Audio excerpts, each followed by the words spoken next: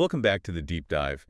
Um, I'm just going to be honest with you right out of the gate today. Yeah, this one is heavy. It is.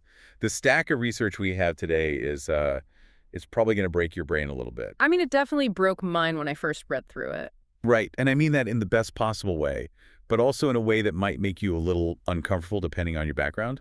It's certainly not a light topic. We usually deal with complex history or tech trends on this show. Yeah, normally we're looking at Silicon Valley or ancient Rome. Exactly. But today, we are looking at something that challenges the fundamental way millions of people understand their daily lives and their religious practices. We are looking at a stack of documents that claim to uncover a hidden code.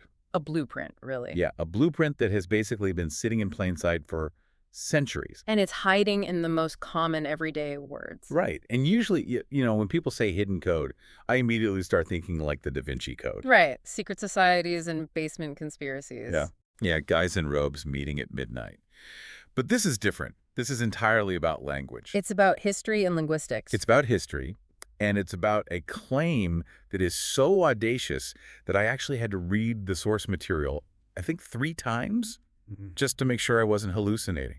It definitely demands a very close reading. So let's talk about the sources we're using today. Sure. The sources we're working with today include a main text called Divine Blueprint for Social Revolution. Which is a heck of a title. It is. And another one titled Taslima, The Architecture of Divine Submission. And we also have a series of lecture transcripts, right? Yeah, lecture transcripts analyzing the linguistic roots of specific Quranic concepts, mainly words like salawat and durood. Okay, so let's set the scene for the listener before we get in the weeds of the linguistics. Good idea. Imagine this. You walk into a room. Okay. Maybe it's a mosque, or maybe it's just a quiet living room in a house anywhere from Cairo to Jakarta to London. A very common scene. You see someone sitting there. Their eyes are closed. They are holding a string of beads. Rosary beads, basically. Yeah, rosary beads. And they are rhythmically moving them through their fingers. Just chanting a phrase over and over again. Exactly. It looks peaceful. It looks deeply spiritual. It looks like a classic scene of devotion, just a normal religious ritual. It looks totally harmless. It looks like, well, really, religion. But what if I told you that, according to the documents we're diving into today, that scene is actually a catastrophe? A complete disaster, according to the texts. What if those chants were actually military codes? Or political instruction. Right. What if those beads were replacing what was originally a blueprint for a violent, radical social revolution? It sounds exactly like the plot of a political thriller, doesn't it? It really does. But the argument here is incredibly specific and grounded in language. The sources argue that terms like salawat and taslima, Which people know. right, which are currently widely understood as prayers and greetings. Like saying, peace be upon him. Exactly. The text claims those words have been neutered. Neutered. That is such a strong word to use for a religious practice. It's the exact word the logic of the text implies. The argument is that these concepts started out as explosive revolutionary commands. Instructions for building a state. Instructions for building a state and an army. And over centuries, they were surgically altered to become passive spiritual hobbies. So we're talking about a massive shift here, a shift from action to lip service. Even more than that, we are moving from a paradigm of earning spiritual points. Which the text calls the WAB. Yeah, Right. the WAB. Yeah. Moving from that to a paradigm of active struggle or jihad. And let's just pause there because we need to be clear about that word. Definitely. When the source uses the word jihad, it is not talking about random violence or terrorism. No, not at all. It is describing a very concrete social program to dismantle tyranny. It's a structured political and social push. That is a massive distinction. And frankly, it's a little scary to think about, because if the source is right, it means that for centuries, people have been reading the manual for a revolution and treating it like a book of poetry. The author actually uses a phrase similar to that. They talk about chanting the instructions instead of building the machine. Chanting the instructions. Wow. That is the core critique these documents level at the modern religious world. Okay, so our mission today for this deep dive is to peel back these layers. We are going to look at this hidden blueprint. We have to look at the triad of tyranny, too. Yes, the triad of tyranny, which sounds like a supervillain team, and honestly kind of is in this context. It's a very specific breakdown of power. And we are going to look at the conspiracy of how this change happened. Because you don't just lose a revolution by accident. It's a linguistic detective story with very, very high stakes. Let's start with that detective story, the words. Because this whole theory hinges on the idea that people are using the wrong words, or at least understanding them incorrectly. Language is the battleground here. The first suspect in this lineup is a word that millions of people use literally every single day. Darude? Right, Darude. If you go to South Asia, so India, Pakistan, Bangladesh, or really any part of the non-Arab Muslim world, Darude is the standard term. You hear it everywhere. You do. You don't say, I'm doing salawat. You say, I am reciting Darude. It refers to that specific formula of sending blessings upon the prophet. Exactly. But the source material drops an absolute bomb right on page 1 of the linguistic breakdown. It says Darude isn't even an Arabic word. It is not Arabic at all. The linguistic breakdown in the text is fascinating. Darude is actually Pahlavi. Which is ancient Persian, right? Yes, pre-Islamic Persian. Like Zoroastrian Persian. Exactly. The sources claim that Darude was originally a term used by Zoroastrians for their specific prayers and fire rituals. So it predates Islam completely. By a long shot. It was part of their religious lexicon long before Islam ever arrived in that region. Okay, hold on a second. I have to push back here, because why does that matter? Languages borrow words all the time. We use French words in English constantly, like we say rendezvous. Is the text making a huge deal out of a basic linguistic crossover? That's a totally valid question. Usually loanwords are totally harmless, but the source argues that this wasn't just a loanword, it was a substitution. A swap. A very deliberate swap. A swap of what A exactly? swap of intent. The text outlines what it calls a Persian connection. When Islam spread into Persia... What the text refers to as the Ajami or non-Arab influence, right? Exactly, the Ajami influence. Yeah. When that happened, there was a massive clash of cultures. Obviously. You had this dynamic revolutionary force coming out of the desert, and it collided with an established, ancient, highly ritualistic empire. And empires absolutely love their rituals. They thrive on them. So the argument is that later generations, heavily influenced by this Persian cultural weight, replaced the Quranic term salawat with the Persian term darude. Just swapped them out. Right. And here's why the source says that matters so much. The text claims salawat is an active, dynamic military and political term. But darude, in its historical usage, implies a passive ritualistic chant. So it's like, imagine if you had a military manual that said, attack the enemy, and you translate it into another language as sing a song about the battle. That is a perfect analogy. You have effectively neutralized the command. Wow. The source calls this a conspiracy of the Ajami. It suggests that by overlaying the active Quranic concept with a passive Zoroastrian term, the action evaporated. And only the chanting remained. Exactly. That is incredibly devious. It's like a linguistic Trojan horse. It really is. You bring the word inside the city gates, and it hollows out the actual meaning from the inside. And it changes the entire psychology of the believer. Think about it. How so? If you think you're supposed to do darude, you sit down, you get your beads, and you chant. Right, you're performing a ritual. But if you think you're supposed to do salawat, as defined by this text, you stand up and you get to work. You build something. Exactly. Okay, so let's get to the real word then. Salawat, or the direct command form salawala. The core mechanism of the whole text. If it doesn't mean chanting, and it doesn't mean just saying words, what does it actually mean?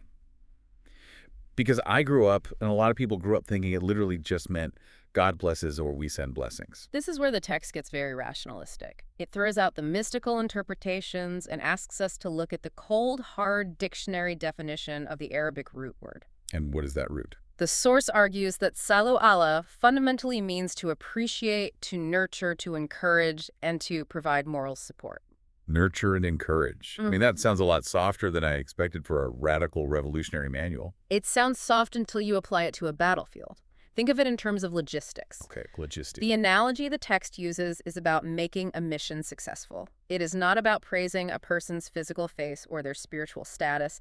It is about backing their cause.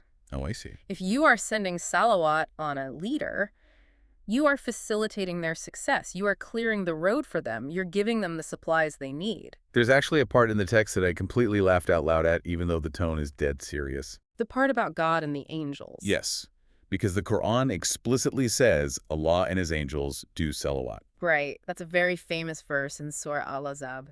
And the source asks this highly sarcastic question. It says, do you really think God and the angels are sitting around in heaven with rosary beads chanting, Allahumma salli ala Muhammad. It perfectly highlights the absurdity of the literal ritualistic interpretation. It does. If God is the supreme being, the creator of the universe, who exactly is he praying to? Right. Is he chanting a magic spell? Exactly. The text says, obviously not. That cannot possibly be the meaning. For God, salawat cannot mean a prayer or a ritual. So if God isn't up there chanting, what is he doing according to the blueprint? He is providing cosmic backing. Cosmic backing. I really like that phrase. It's very descriptive. God and the angels are providing the resources, the psychological stability, the right circumstances, and the tactical winds necessary for the movement to grow. So they're actively involved in the mechanics of the revolution. They are nurturing it. They are ensuring that when the prophet steps out to actually fight tyranny, the universe is completely aligned to help him succeed. So it completely shifts the view of God.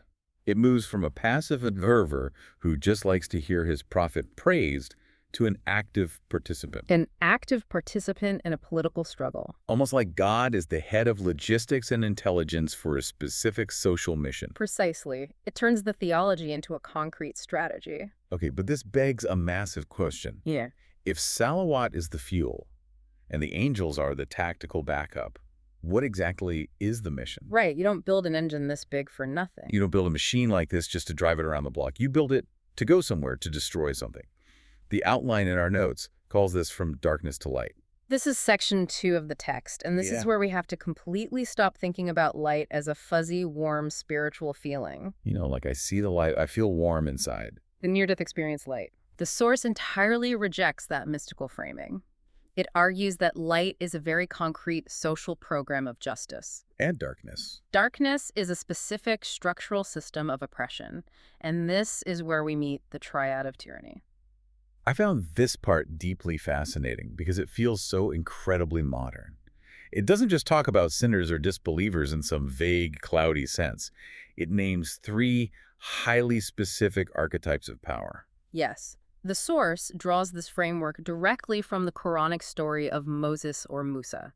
It argues that every single system of darkness is built on 3 pillars. Okay, let's break them down. First, you have Pharaoh. The ultimate historical bad guy. But specifically in this text, he represents political despotism, Kingship. dictatorship, the rule of one man or a small group over the masses by brute physical force, the guy who controls the army and the police. Okay, so Pharaoh is the state, the monopoly on violence. Who is next in the triad? Next is Qarun. In the biblical tradition, he is known as Korah, The incredibly rich guy. the capitalist. Yeah. But the text is specific. It's predatory capitalism. Yeah. The source describes him as the archetype of wealth hoarding and accumulation, the system where the rich inevitably get richer and the poor are completely subjugated by economic power. So Pharaoh has the whip and Qarun has the gold. Exactly.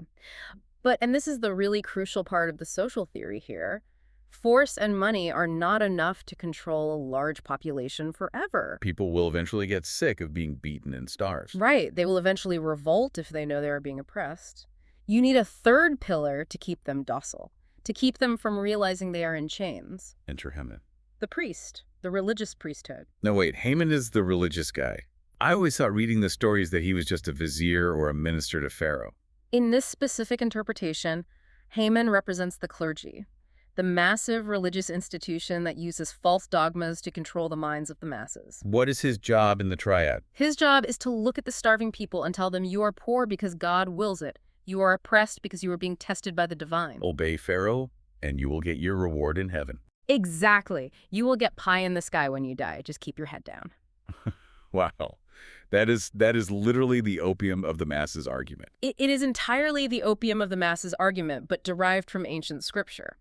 The text argues that the priesthood Haman exists solely to validate the tyrant Pharaoh and the capitalist Korah. It's a completely closed loop of control. The politician strips your physical rights, the capitalist strips your material wealth, and the priest strips your critical thinking so you don't ever fight back. That is a terrifyingly effective team. And the source claims that living in darkness means living under the thumb of this specific triad. Yes. And therefore, the light and the ultimate goal of this entire revolution is to break that triad apart. To smash it. To create a society where law rules instead of kings, where wealth is continuously circulated instead of hoarded, and where basic human dignity is restored. And the text explicitly calls this specific struggle jihad. It does. It defines jihad not as a holy war of religious conversion, but as a concrete social program to smash that triad. It's an active struggle. You cannot just meditate the pharaoh away. No, you have to organize. You have to build a counterforce. Okay, this brings us to the actual mechanics. Yeah. We know the enemy, we know the goal. Now, how do the revolutionaries actually fight? Right, the logistics of it. The source details what it calls a three-way connection for Salawat. It isn't just God doing all the heavy lifting. No, it's a completely reciprocal system. We already talked about Actor 1, which is God and the angels. Their job is the cosmic backing. But I want to pause on the angels part for a second because the interpretation here is so psychological and modern. Yeah, the descent of angels. Usually that conjures up images of literal winged beings with flaming swords dropping out of the clouds to fight on horseback. Exactly like some epic fantasy battle. The source takes a strictly rationalist view of this. It argues that angels descending translates practically to psychological firmness. Psychological firmness. Think about being on the actual battlefield. You are facing Pharaoh's highly trained army. You are vastly outnumbered. You are outgunned. Logistically speaking, you should lose. You should run away. Panic should set in immediately. But suddenly it doesn't.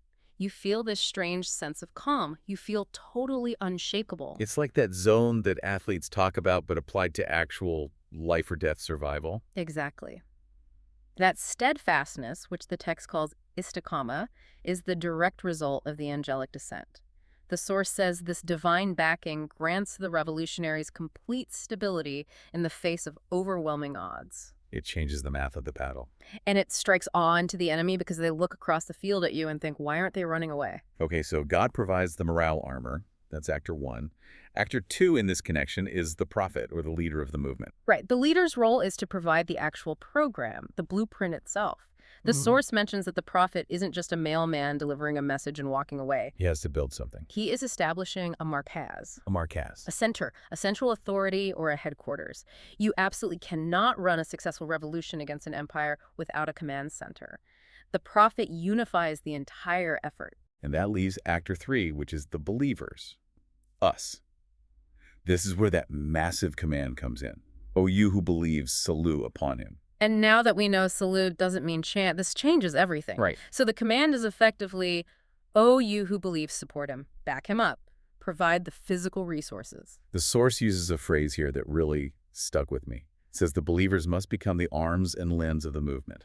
That's the practical physical definition. But the economic definition is where it gets really, really radical. The text introduces the concept of buy. Buy. B-A-I apostrophe. It's usually translated in standard theology as a pledge of allegiance. You give your buy to a leader. Like swearing loyalty. Right. All But the time. linguistically, as the source points out, buy literally means a sale, a commercial transaction. A sale, like selling a car or a house. It's like selling yourself. The text argues that a true believer has entered into a binding contract where they have physically sold their life and their wealth to the divine system. in exchange. In exchange, they get paradise or they get the success of the mission on earth. Wait, hang on a second. Sold their life and wealth. Does that literally mean no private property? In the strict context of the revolutionary struggle, the text argues yes. It implies that a believer essentially acts as a trustee. The money sitting in your bank account isn't actually yours. It belongs to the mission. You're just holding it. You are just holding it until the state or the leader asks for it to fund the fight. Honestly, that sounds terrifying. That sounds like, well, it sounds like communism or, frankly, like a cult. Give us everything you own. It is an extreme position, Right. but the source argues logically that you cannot defeat the triad of tyranny, which has virtually unlimited resources, with just a 2.5% charity rate. Right, which is the standard zakat. Exactly. The source completely redefines zakat here.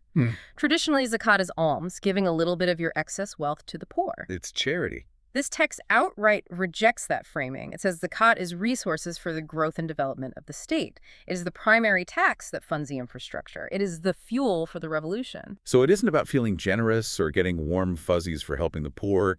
It's about hard logistics. It is entirely about funding the machinery that fights Pharaoh. If you keep your wealth, Pharaoh wins because he has all the gold. If you pool your wealth, you actually have a fighting chance. So salawat for the everyday believer is a total absolute commitment. You show up, And you bankroll the operation with everything you have. Selling your life and wealth. That is the required cost of entering the light. Okay, so we have the resources through Salawat.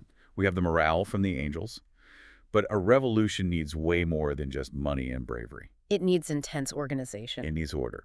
And this brings us to section 4 of the blueprint, Taslima. Taslima. This is the companion piece to Salawat. You almost always see them together in the text, Salawat and Salam. Peace be upon him. That's how it's translated. Again, the source steps in and corrects us. It says, in this military context, Taslima does not mean greeting or peace. It means absolute submission and resignation. Resignation. Resignation of the personal ego. The catchphrase the text uses over and over is bowing the head completely. I have to play devil's advocate here again. Absolute submission. Bowing the head. This is starting to sound very, very authoritarian. It is a rigid hierarchy. The text talks about relinquishing independent verdicts. What does that actually mean for a person on the ground? This is, hands down, the most controversial part of the divine blueprint. The text argues that to achieve true taslima, a believer must completely surrender their right to make independent decisions on collective matters. Collective matters. So we're not talking about what I eat for breakfast, but we're talking about policy and strategy. Exactly. If the central authority of the Markaz decides on a strategy, say, we march at dawn, you cannot say, well, I think marching at noon is actually better. You can't debate it. You cannot even debate it once the decision is finalized by the leader. You can't even pull the whole agree to disagree thing. No. The source is incredibly specific about the internal state of the believer. It says it is not enough to obey outwardly. You can't just follow the order while rolling your eyes or grumbling to your friends in the tent. Like, fine, I'll do it, but I still think the leader's an idiot. That kind of attitude is strictly forbidden in this framework that completely violates taslima. The text explicitly states there must be zero hesitation, zero grievance, and zero psychological resistance in your heart. You have to accept it totally. You must accept the leader's decision as if it were your own original idea. Wow. That is an incredibly high bar for any human being. It basically demands the total erasure of the self.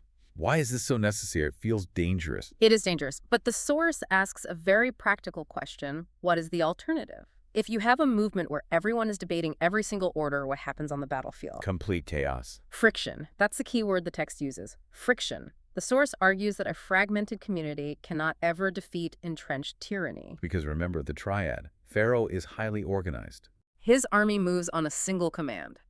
Haman's priesthood is organized. If the revolutionaries are busy arguing about the route while Pharaoh's tanks are rolling in, they just die. Exactly. The ultimate goal of taslima is to create a highly cohesive, unbreakable force. The text uses the Arabic phrase bunyanan marsuz, which it translates to a lead-filled wall. A lead-filled wall. Solid, heavy, impenetrable. If there is internal friction, if the individual gears are grinding against each other, the whole machine just breaks down. So taslima isn't really about feeding the leader's ego. It's entirely about the group's basic survival. Precisely. Salawat provides the material resources, and taslima provides the structural integrity to use those resources effectively. And when you put those two together, active support and absolute unity, you get the final result. Which brings us to section 5, the psychological weapon. The ultimate payoff of the blueprint. The concept of ROAB. ROAB, R-O-A-B. It translates roughly to awe, terror, or dread. Like a paralyzing fear. The source argues that when a group is absolutely unified with zero internal friction, and they are backed by the angels, that psychological stability we talk about, they generate this almost physical force field of ROAB. It's basically the physics of the social revolution. It really is described like a physics equation. Yeah. The text points out that the tyrant's forces are almost always mercenaries.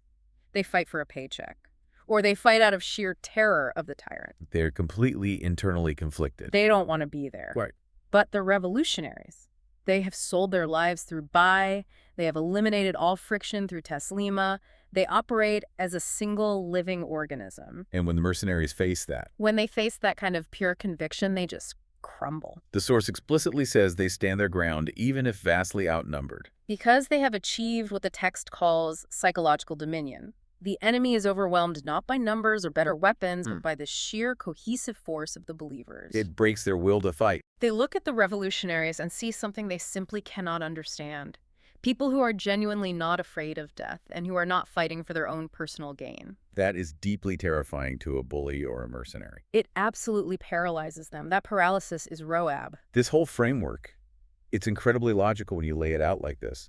It completely turns religion into a strategic manual for overthrowing oppression. It redefines everything. It connects the dots between prayer, charity, and leadership in a way that literally forges them into a weapon. It's a very potent, very radical interpretation of the text. And here's the but that hangs over this entire episode.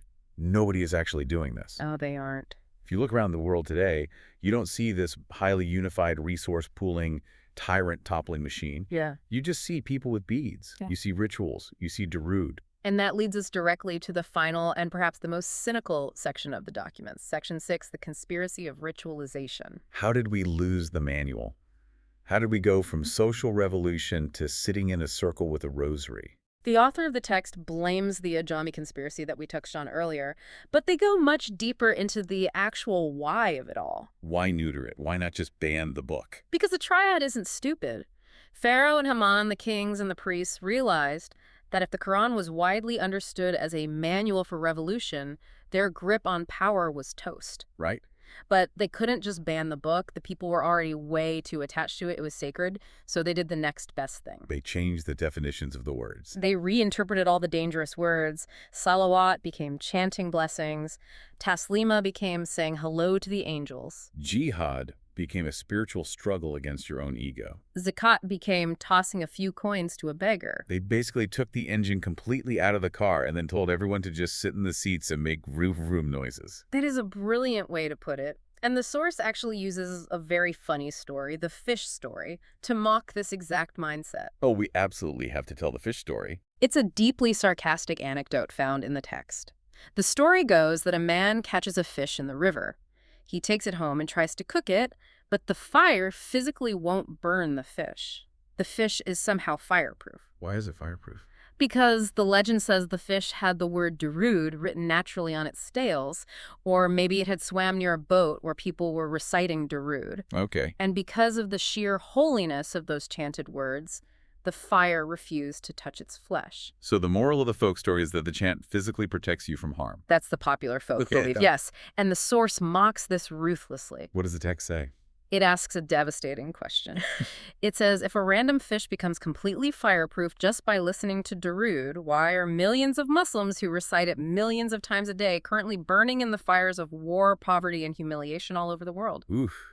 That is a savage question. It cuts right through the magical thinking of the ritual. The text argues forcefully that this belief that the words themselves have magic power without any physical action is the true opium. It's a pacifier. It stops you from acting. Exactly.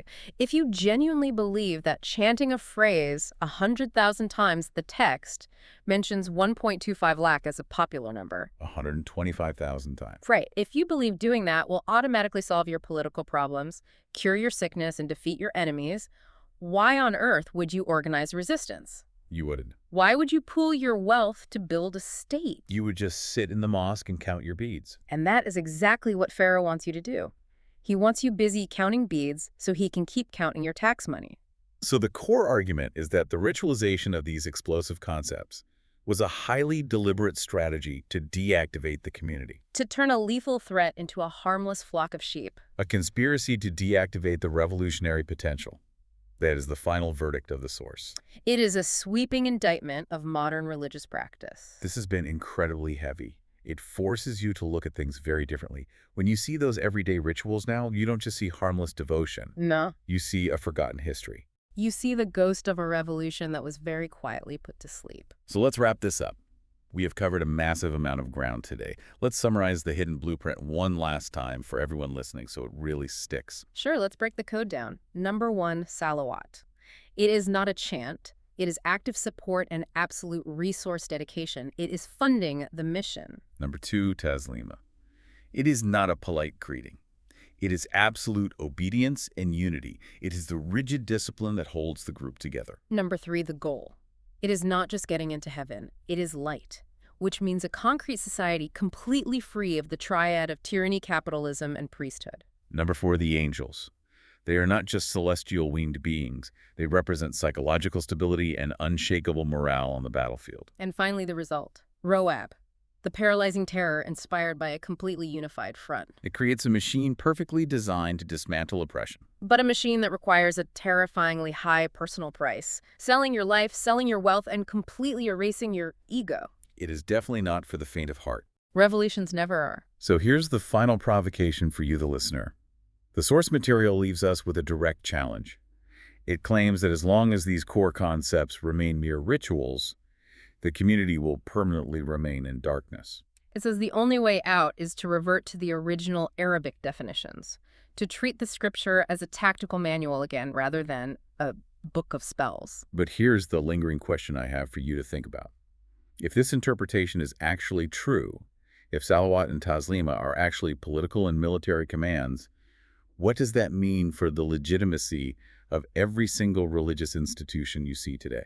It's a profound question. If the institution focuses solely on the ritual, are they actually guiding you, or are they just playing the role of Haman, keeping you busy with beads while Pharaoh rules your life? That is the question. And I have a feeling the answer might completely change how you see the world around you.